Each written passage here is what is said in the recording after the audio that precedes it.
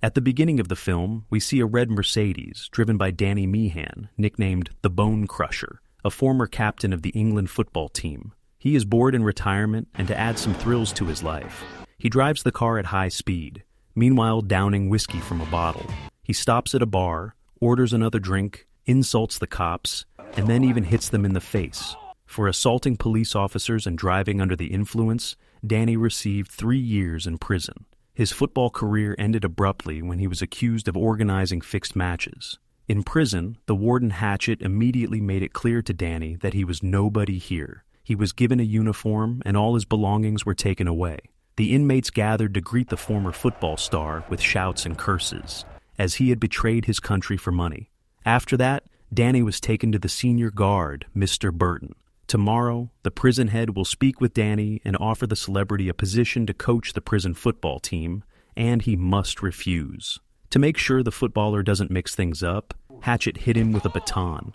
Danny was shown his cell and then taken to the work area. He, along with Doc, would be cleaning garbage around the prison grounds, for example, feces wrapped in paper, which inmates throw out of the windows at night. Doc sent an assistant to the well-known gangster and shadow boss of the prison, Charlie Sykes, who was serving a 30-year sentence. Once he lost a lot of money on an England vs. Germany match when one player suspiciously missed a penalty, so Danny owes him. In the cafeteria, the newcomer was emotionally greeted by the psychopath Nitro, who claims he can get anything for him. At the table, Massa sat next to Danny, a rival of Nitro. He could offer the footballer both chocolate and soft toilet paper. Later, Danny was seated next to an Iranian and 2 black guys. They didn't like him immediately, as with all the other inmates. They brought a chained-up muscular inmate into the yard. He is the legendary monk from Broxhurst. He was sentenced 6 months ago, but he is still kept in a separate section. They say he killed 23 people with his bare hands before he got into karate. Even the guards fear and don't touch him. Apparently he killed 23 men with his bare hands. As promised, Danny was brought to the prison head. He praises his semi-professional team. This year, they have a chance to win the league and move up, and Danny's experience could help them. But, as agreed earlier, Danny refused. The head realized that Burton was sabotaging him, and he was tired of investing money into the team without getting results. Burton believes that a convict cannot be made into a coach of the guards team. So, I've spent a fortune on this team for no return. I am With the the coach amount of of this money team. that I... It's lunchtime, and Kitch harasses Danny in the cafeteria, but it doesn't escalate to a fight. Guards break it up. Burton sprays Danny in the eyes with pepper spray, but only he is thrown into solitary confinement. The next day, the head calls the footballer again. Danny asks not to be touched. He just wants to serve his sentence. Then it's unclear why he attacks inmates and guards. The old man orders Danny back to solitary. Massa gives him some food there. He also suggests that Danny organize a match between inmates and guards. Allegedly, it would be their best training. This plan suits both the head and the senior guard. Massa is pleased with the idea, and Nitro says he could also become a professional, but there is one problem. He loves making bombs. The prison head is fond of betting. He just lost 5,000 pounds. Ratchet constantly pressures another inmate, right now because he made a new friend. Danny wants to see Sykes' men in his team, but the boss forbade them from playing. There is a fan of Danny in the prison, even wearing a shirt with his number. Bludger asks him to teach some tricks. At the same time, the footballer notices strange things happening in the prison. Doc explains that Sykes advises the head on which bets to place in exchange for newspapers. But the newspapers are not ordinary. They are soaked with acid. So, effectively, the head turns a blind eye to the supply of prohibited substances in prison. Nitro turns informant, offering to share important information if moved to a prison with better conditions. Danny overhears this conversation. The monkey learns new tricks. Ratchet continues to bully Massa, and when he snaps back, Ratchet starts hitting him with a baton. Nobody, except Danny, defends the poor guy. He is immediately restrained and thrown into solitary. Massa throws him a small ball so that his friend doesn't go crazy. Since Danny is a valuable inmate, he is released after a while and brought to the field. There, the black guys, grateful that he saved Massa, are ready to join the inmates' team. Danny and his manager Massa rate the players according to their abilities.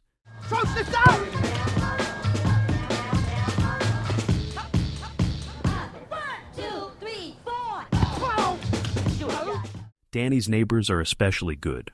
Sykes' right-hand man, a Scotsman, would also not mind punishing the guards, but the boss didn't allow it.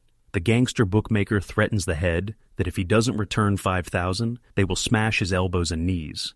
The head of security threatens Meehan, telling him to watch his back. In the director's office, they found a jerry can, and the car itself was soaked with gasoline. Nitro wants to take Mass's place, claiming he would be a better manager. I have refereeing experience. We've all been judged. That's why we're here. Danny refused. Luckily, Nitro likes him. Otherwise, he already blew up 5 people. He couldn't join Nitro's team, but he had to somehow harm Danny. Then the bomber lied to Ketch, saying the footballer was friends with the head of security and had betrayed them with their acid-soaked newspaper. Together with the Scotsman, they cornered Danny and were going to gouge out his eye. You know it's not me. Which one am I gonna bust? You choose. But the footballer fought back, and when the guards entered, he didn't turn in the attackers. Thus, he proved he was not an informant. Moreover, the Scotsman apologized and offered himself and a few good players to join the team. To avoid problems with Sykes, Danny made a deal. He would bet on the game and choose the match outcome himself. The boss scolded the footballer for betraying the national team, but suggested he would probably bet on the inmates' team. Bludger really wants to join the team, and Danny didn't disappoint his fan. The head complained to Sykes that the bookmaker he recommended threatens him and is broke because he invested all the money in the guards' team. Doc explains why he has been in prison longer than the others. One guy wanted to mess with him outside, so he threw a grenade, left over from the war, through the scoundrel's window. He didn't know the man had a wife and a 1-year-old child. This crime can never be redeemed. Sykes thought it over and allowed his men to participate. But there is one condition. Danny must fight his man, so no one thinks they became friends just like that. Psycho Nitro already hates his idol, and Hatchet transferred him to solitary, so the informant wouldn't be killed. Danny was supposed to fight Gentle Nick, but he feels unwell, so he fights the strong Ketch, who has 30 wins and no losses. The chained fighters hit each other in turn, and after each hit, drink local moonshine. Ketch's blows are crushing, like jabs to Danny's face. Moreover, he knows some tricks. Inmates and guards place bets throughout. But the Bone Crusher's jaw is strong, and so is his tolerance for alcohol.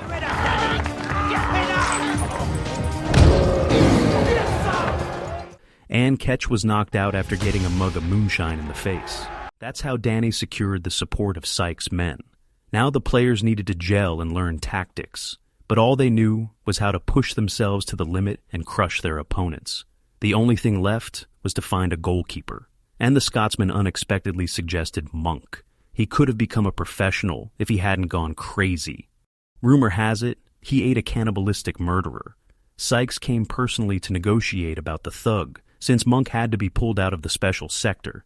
In exchange, he hinted to the warden to bet on the guards' victory, and he would make a lot of money. Monk refused to play football, but immediately changed his mind upon learning that he would play against the guards. During training, Monk angered the Iroquois, who broke his nose, then claimed it was an accident. Tell him it was an accident. Right, it was an accident. Get yourself off over the back there. I said it was that. Danny promised Burton that his team would give them a hard time. Guards and inmates trained constantly, and both sides approached their preparation seriously. Sykes informed Danny that a lot of money was bet on the game, and the convicts' team had to win. The Scotsman, with the help of Monk and Bludger, showed dirty tricks they could use against the guards. When Bludger volunteered, he didn't realize there were 23 moves, and he barely survived them. Doc said he was doing great. Hatchet demanded that Nitro do something to Danny, otherwise he would be sent back to the general cell and killed for snitching. At that moment, Nitro was assembling a bomb. The warden's secretary was smitten with Danny. She gave him video recordings of the guards' games and their dossiers, and he paid her in kind. While the inmates were discussing the guards' weaknesses, which they now knew, Nitro planted a bomb in the footballer's locker. Danny had forgotten some notes in his cell. Doc volunteered to bring them. On his way to the cell, Danny confessed that he had thrown a match because fame had gone to his head. He was squandering money and once ended up owing serious people. He had a choice, either miss a penalty or remain permanently disabled. At that moment, an explosion rocked the prison. But they did give me 2 choices.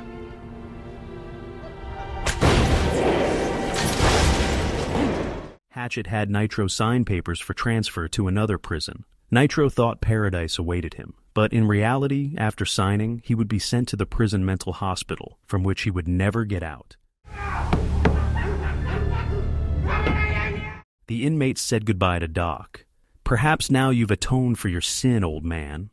Danny cleaned his boots. Match day arrived. The whole prison welcomed the team.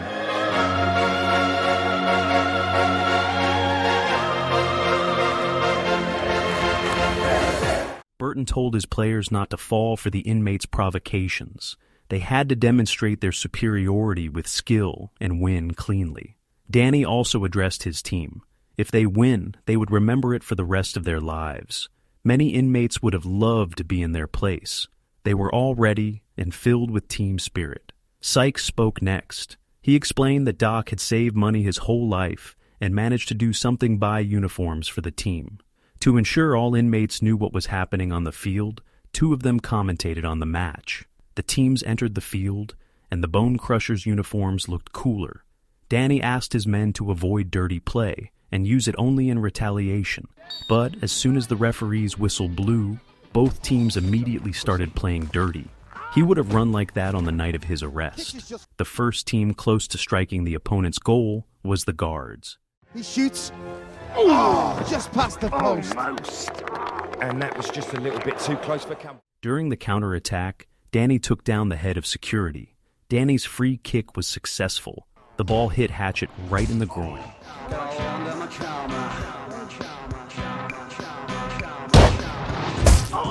The next shot was aimed the same way. At one point, Monk scored an own goal and ran to the opponent's goal, and no one dared ask him to go back. Players knocked down opponents and pulled them by their shirts. During the free kick, the ball ricocheted and flew dangerously toward Monk's goal. The beast got carried away, imagining he had gone berserk to destroy all the guards at once. But he composed himself just in time and saved the goal.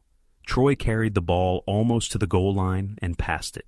The Iranian failed with his famous bicycle kick. Danny finished the pass and scored the first goal of the match. 5 minutes remained until halftime.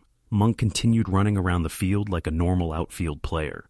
At some point, the match turned into an all-out brawl, everyone against everyone.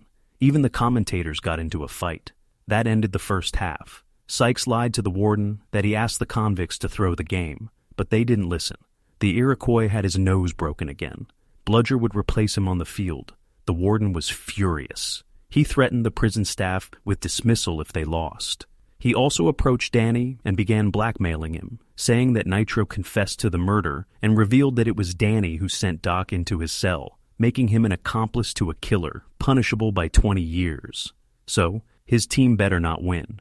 In the second half, the footballers started messing up in defense, losing the ball and failing to pass. The unpredictable Monk went into overdrive again, defending shot after shot, with unbelievable flips and jumps.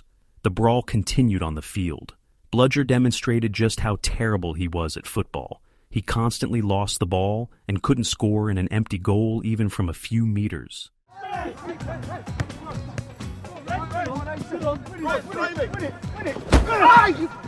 During the scuffle, a guard spat on the Iranian's back of the head.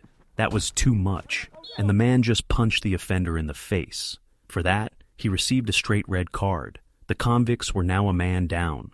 Monk had more work to do, but at least he stopped running too far from the goal. Troy once again did all the work and passed to Ketch. He struck brilliantly, and the goalkeeper couldn't stop the ball. The score became 2-0 in favor of the convicts. However, Monk got carried away and started dancing with the ball near the penalty area. The opponent didn't forgive such audacity, and the guards reduced the gap to 1 goal. Everyone was shocked that Monk admitted his mistake. Another ball almost went into his goal. The convicts were shaken. Danny looked particularly bad. He pretended to be injured. Burton did not like such behavior from the opponent. Massa was also disappointed. He hadn't thought that their captain would betray them, but he still hadn't made any substitutions, leaving 11 guards against only 9 convicts. And then the score was tied 2-2.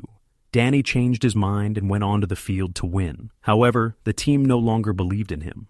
Troy didn't pass to him during the attack, so Danny had to do everything himself. He ran all over the field and did everything alone.